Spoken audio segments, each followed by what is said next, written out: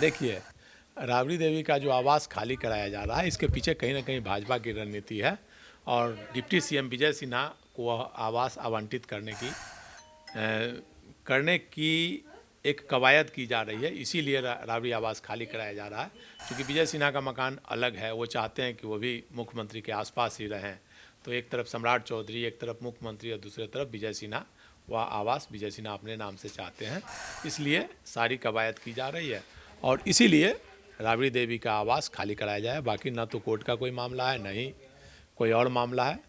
खाता न वही, सरकार जो कहे वही सही। 2 दशकों तक राबड़ी आवास में रहने वाले लालू परिवार को बंगला खाली करना पड़ेगा। भवन निर्माण विभाग की तरफ से नोटिफिकेशन जारी कर दिया गया, यानी आदेश पारित कर दिया गया और इस आदेश के बाद कभी भी राबड़ी आवास से लालू परिवार निकल सकते हैं। अब इसको लेके लगातार सियासत भी हो रही है। हमारे साथ तमाम मुद्दों पे बात करने के लिए वरिष्ठ पत्रकार संतोष सर है। संतोष सर, जिस प्रकार से लगातार अब बंगले पे राजनीति होने लगी है, करारी हार हुई 2025 के बिहार विधानसभा चुनाव में और उसके बाद जो तमाम जो आरजेडी के चाहने वाले कार्यकर्ता हैं, नेता हैं, इसके पीछे कहीं ना कहीं सरकार पर ठिकरा फोड़ रहे हैं और जो 2 दशकों से राबड़ी आवास में जो तमाम लालू परिवार रह रहे थे, आखिर अब उनको खाली करना पड़ेगा। तेज प्रताप यादव भी चुनाव हारे, उनको भी नोटिस भवन निर्माण विभाग ने भेज दिया।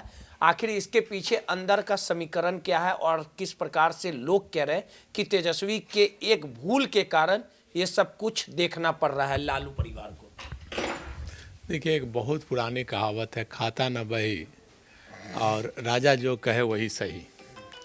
तो आज के समय में वही है कि सरकार जो चाहे वो कर सकती है। सरकार को विशेषाधिकार है, किसको कौन भवन में रहना है, किसको कहाँ रहना है, वो सरकार तय करती है, आवंटित करती है।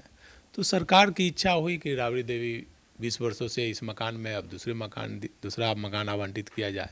इस नाते अब दूसरा मकान आवंटित किया जा रहा है। तो वही कहावत हुई, खाता न वही, सरकार जो कहे वही सही। राबड़ी देवी राबड़ी आवास में कब से लालू का पूरा परिवार रह रहा था? अंदर का कहानी क्या है सर? देखिए, ये में आई? मुख्यमंत्री 2005 तक राबड़ी देवी थी, तब तक एक अन्य मार्ग में रहती थी। 5 के बाद जब नीतीश कुमार जब मुख्यमंत्री की कुर्सी पर बैठे तो 2006 के मुझे लगता है कि मार्च अप्रैल में राबड़ी देवी एक अन्य मार्ग खाली करके इस आवास में आई थी। यह आवास पहले साधु यादव को आवंटित था। साधु यादव खाली किए तो उसके बाद राबड़ी देवी को आवास आवंटित हुआ। वो उस समय वह आवास आवंटित हुआ था नेता प्रतिपक्ष के नाते। उस समय नेता विरोधी दल राबड़ी देवी थी, उस नाते आवंटित हुआ। बाद में फिर पूर्व मुख्यमंत्री के आवास आवंटित का हुआ कि सभी पूर्व मुख्यमंत्री को आवास दिया जाएगा, तो उस नाते आवंटित हुआ।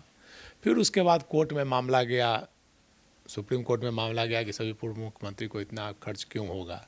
तो उसके बाद कोर्ट ने वो आदेश रद्द कर दिया, सरकार के आदेश को। तो उसके बाद से सभी पूर्व मुख्यमंत्रियों को आवास जो आवंटित किया गया था वो रद्द कर दिया गया। उसके बाद से राबड़ी देवी लगातार नेता विरोधी दल, विधान परिषद में नेता विरोधी दल थी, उसके नाते वहाँ रह रही थी, लगातार उसी आवास में रह रही थी। उसी आवास में लालू यादव भी रहते थे, पूरा लालू परिवार उसी आवास में रहते थे। लेकिन इस बार सरकार ने नया आदेश जारी किया, भवन निर्माण विभाग ने आदेश जारी करके उनके नाम से नया आवास आवंटित कर दिया। तो ये सरकार का विशेषाधिकार है कि कौन किस आवास में रहेगा। सरकारी आवास है, सरकार तय करती है। पहले राजभवन हुआ करता था, जो कि राजभवन एक है जो कि निश्चित है कि राज्यपाल वहीं रहेंगे। मुख्यमंत्री आवास भी पहले हुआ करता था। मुख्यमंत्री आवास जो जगन्नाथ मिश्र जिस आवास में रह गए वही मुख्यमंत्री आवास हो गया। जो मुख्यमंत्री जहाँ रहते थे, चाहते थे, वही आवास हो गया। लेकिन लालू यादव जब बने उसके बाद से एक अन्य मार्ग मुख्यमंत्री आवास के रूप में एस्टेब्लिश हो गया। उसके बाद से एक अन्य मार्ग मुख्यमंत्री आवास जाना जाता है। उसके बाद उप मुख्यमंत्री का आवास भी नीतीश कुमार जी ने सभी मंत्रियों के लिए आवास करणांकित कर दिया कि भाई भवन निर्माण का जो भी मंत्री बनेगा इसी में रहेगा, पथ निर्माण का जो भी बनेगा इसी में रहेगा। सब मंत्रियों के लिए एक करणांकित कर दिया मुख्यमंत्री नीतीश कुमार ने। मुझे लगता है कि ये 2015 वगैरह में हुआ था। उसके बाद से फिर कहा जाता है कि खाता न बही, सरकार जो चाहे वही सही। फिर उसके बाद जो भी मंत्री बने, जिनकी जो इच्छा है जिस मकान वही मकान आवंटित करवा लेते थे। सरकार द्वारा बनाई गई नीति धरी की धरी रह जाती थी। जो मंत्री जहाँ, जैसे विजय चौधरी जी की इच्छा है कि वहीं रहेंगे तो वहीं रहते हैं। मंत्रियों की जहाँ इच्छा होती है वो अपना उसी नाम से आवास आवंटित करवा लेते हैं। पूरे मामले को लेके जो एक पूरा जो बातें चल रही है सर, कि जब 17 महीनों का कार्यकाल था तेजस्वी और नीतीश कुमार का, देश रत्न मार्ग में तेजस्वी यादव रहते थे। जब उन्होंने बंगला खाली करना पड़ा, नीतीश बीजेपी के खेमे में चले गए, तो उन्होंने एक कोर्ट में याचिका डाली, और याचिका के बाद ये जो फैसला हुआ उसी का तो ये नतीजा नहीं है ना, जो तमाम खबरें चल रही है उसमें कितनी सच्चाई है? देखिए, ये 19 का ही मामला था। ये निर्णय 2019 में ही आ गया था कोर्ट का डिसीजन। तो 19 के बाद तो कोर्ट ने खारिज कर दी थी तेजस्वी यादव की याचिका। तो उस समय तो नेता विरोधी दल के नाम से वो आवंटित है। ये जो बंगला राबड़ी आवास है, नेता वो विरोधी दल विधान के नाम परिषद पर जी, allotment बिहार विधान, जो सरकार ने पत्र भी जारी किया है कि नेता विरोधी दल बिहार विधान परिषद में नेता विरोधी दल राबड़ी देवी के नाम से आवंटित आवास का आवंटन रद्द किया जाता है। अब उन्हें नया आवास हार्डिंग रोड शायद 38 नंबर आवंटित किया जाता है। लेकिन इसके पीछे कहा जा रहा है कि सरकार की साजिश है, लालू को परेशान किया जा रहा है, कार्यकर्ताओं ने आरोप लगाया है। देखिए, आवास नंबर 39 हार्डिंग रोड है। देखिए, परेशान करने की बात क्या है इसमें? सरकार का डिसीजन है। सरकार जहां चाहेगी जिसको आवास आवंटित कर सकती है। एक मान सकते हैं कि हाँ, सरकार परेशान करने के उद्देश्य से भी कर सकती है डिसीजन, क्योंकि 20 वर्षों से जब आवंटित है, अब देखना है कि वो किसे आवंटित किया जाता है। देखिए, पहले चीफ सेक्रेटरी का भी आवास आवंटित हुआ करता था, बना हुआ था कि जो चीफ सेक्रेटरी बनेंगे उसी में रहेंगे। तो मुख्यमंत्री नीतीश कुमार ने वहाँ अपना कार्यालय बना दिया। चीफ सेक्रेटरी का जो आवास था उसका भी आवंटन रद्द करके वो पहले अपने नाम से आवंटित करवाया था, उसके बाद से अब वो उनके कार्यालय के नाम पर वो आवंटित है, ऐसे ही रखा हुआ है। लेकिन जो तो सरकार चाहे जो चाहेगी वो करेगी। किसी का आवास कभी भी आवंटित कर सकती है, कभी भी रद्द कर सकती है। लेकिन हाँ, चूँकि राबड़ी देवी वहाँ रह रही थी और नेता विरोधी दल के नाम से ही आवंटित था, हाँ, अगर चुनाव हारी रहती, नेता विरोधी दल नहीं रहती, तब रद्द किया जाता तो माना जाता कि हाँ, सरकार की एक जेन्युइन प्रक्रिया है। लेकिन यहाँ कहीं ना कहीं सरकार की मंशा संदिग्ध दिखती है इस मामले में, क्योंकि नेता विरोधी दल विधान परिषद में राबड़ी देवी आज भी हैं, वहाँ 20 वर्षों से रह रही है। अब उनको आवास को वहाँ से रद्द करके दूसरी जगह आवास आवंटित किया जा रहा है। जैसे सरकार ने एक नियम बना लिया कि सभी विधान पार्षदों के लिए अलग अलग आवास आवंटित कर दिया गया है। जैसे सभी विधान पार्षदों के लिए जब आवास आवंटित कर दिए गए हैं, तो कितने विधान पार्षद हैं जो कोठियों में रह रहे हैं? सबका रद्द होना चाहिए ना, केवल राबड़ी देवी का क्यों रद्द होना चाहिए? तो कहीं ना कहीं भेदभाव दिखता है। सरकार की मंशा परेशान करने वाली दिखती है। मुझे लगता है कि सरकार निश्चित तौर पर परेशान कर रही है। कोर्ट की आड़ में कहिए या अपना मोनोपोली कहिए या बहुत बड़ी जीत हुई हो तो जीत का अहंकार कह लीजिए, सरकार जीत के अहंकार में ये निर्णय ले सकती है।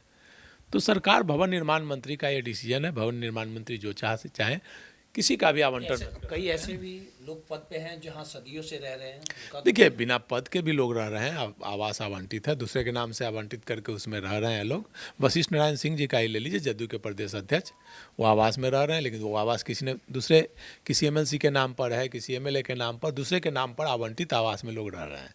लेकिन कई एमएलसी भी ऐसे हैं जिनको कि अब जैसे एमएलसी और एमएलए के लिए तो आवास आवंटित हो गया, सभी लोगों के लिए बन गया, सभी लोगों के लिए नई कोठी बनी है, तो सबको वहाँ रहना चाहिए। लेकिन अभी भी कई एमएलसी हैं जो कि कोठियों में रह रहे हैं, पुराने कोठियों में, नए जगह पे नहीं गए हैं। एक आखिरी सवाल है सर, अब इसको लेकर रोहिणी आचार्य ने भी दुख जताया है। लालू परिवार 2 दशकों से वहाँ रह रहा था। राबड़ी देवी के तमाम जो सुख और दुख की कहानी है उस आवास में बीती है, लगाव है, हर एक अध्याय से वहाँ से अध्याय रचा गया, रणनीति रची गई। लालू के तमाम जो कार्यकर्ता थे वो उस आवास को जानते थे। इस तमाम जो पहलू जो बीते हैं उसका कहीं ना कहीं दर्द और तकलीफ है लालू परिवार को। देखिए, अगर सरकार चाहेंगे तो वहीं रह सकती है। अगर सरकार, देखिए, मैंने कहा ना, बिना आवंटन के कितने लोग रह रहे हैं। चीफ सेक्रेटरी का आवास छीना गया कि नहीं? चीफ सेक्रेटरी के आवास को मुख्यमंत्री ने अपना कार्यालय बना दिया था अपने नाम से। आप पटना सीनियर एसपी का आवास बदला कि नहीं? बदल करके यहाँ आ गया। वहाँ जज किसी न्यायाधीश महोदय का वहाँ पर आवास आवंटित हो गया। तो सरकार चाहेगी अगर हाँ, तो अभी ये फैसला तो फैसला क्या वहीं रहेंगी। अब मुझे लगता है कि यह मामला फिर नीतीश कुमार के संज्ञान में आएगा और फिर मुझे लगता है कि वहीं रहेंगी। और अगर नीतीश कुमार भी चाहेंगे कि नहीं भाई इनको बेदखल करना है तो नीतीश जो चाहेंगे और नीतीश कुमार जो चाहेंगे वो जो चाहेंगे वही बड़ा निश्चित तौर पर वो चाह लेंगे कि भाई उसी में रहेंगे तो उसी में रहेंगे। अरे कितने एमएलए, कितने मंत्री, कितने पूर्व मंत्री ऐसे ही रह रहे हैं कोठियों में, कितने अधिकारी रिटायर्ड करने के बाद भी कोठियों में रह रहे हैं। मतलब तो राबड़ी देवी भाई क्यों नहीं रह सकती है भाई, वो तो अभी नेता विरोधी दल हैं उस नाते। तकलीफ में और मुझे लगता है कि नेता विरोधी दल के नाम पर उन्हें आवंटित है और चिट्ठी में भी यही है। तो मुझे लगता है सरकार फिर से विचार करेगी और उन्हें रहने दे सकती है, नहीं तो उनको नए आवास में जाना होगा। देखिए राबड़ी देवी का जो आवास खाली कराया जा रहा है इसके पीछे कहीं ना कहीं भाजपा की रणनीति है और डिप्टी सीएम विजय सिन्हा को आवास आवंटित करने की एक कवायद की जा रही है, इसीलिए राबड़ी आवास खाली कराया जा रहा है। क्योंकि विजय सिन्हा का मकान अलग है, वो चाहते हैं कि वो भी मुख्यमंत्री के आसपास ही रहें। तो एक तरफ सम्राट चौधरी, एक तरफ मुख्यमंत्री और दूसरी तरफ विजय सिन्हा, वह आवास विजय सिन्हा अपने नाम से चाहते हैं, इसलिए सारी कवायद की जा रही है और इसीलिए राबड़ी देवी का आवास खाली कराया जाए। बाकी ना तो कोर्ट का कोई मामला है, न ही कोई और मामला है, खाता न वही, सरकार जो कहे वही सही। लेकिन तेजस्वी के याचिका से जोड़ा जा रहा है इस पूरे मामले नहीं, गलत जानकारी है। तेजस्वी यादव की याचिका 19 में थी, वह मामला 19 में ही क्लियर हो गया था और अभी वो तेजस्वी यादव से कोई जुड़ा हुआ मामला नहीं है और न ही न्यायालय का कोई मामला है, सरकार का डिसीजन है, सरकार का मामला है। तेजस्वी यादव के नाम से तो अलग आवास आवंटित है ही। तेजस्वी यादव नेता विरोधी दल के नाम से जो आवास आवंटित है एयरपोर्ट के पास ही है, अपोलो रोड, जिसमें विजय सिन्हा का ही खेल है। भाजपा का खेल कहिए, जदयू का खेल कहिए, कहीं ना कहीं बड़ा खेल है ये। तौर पे वरिष्ठ पत्रकार संतोष सर थे और जिस प्रकार से जो भवन निर्माण विभाग के तरफ से जो नोटिफिकेशन जारी किया गया है, इस पे कहीं ना कहीं लालू परिवार सदमे में है।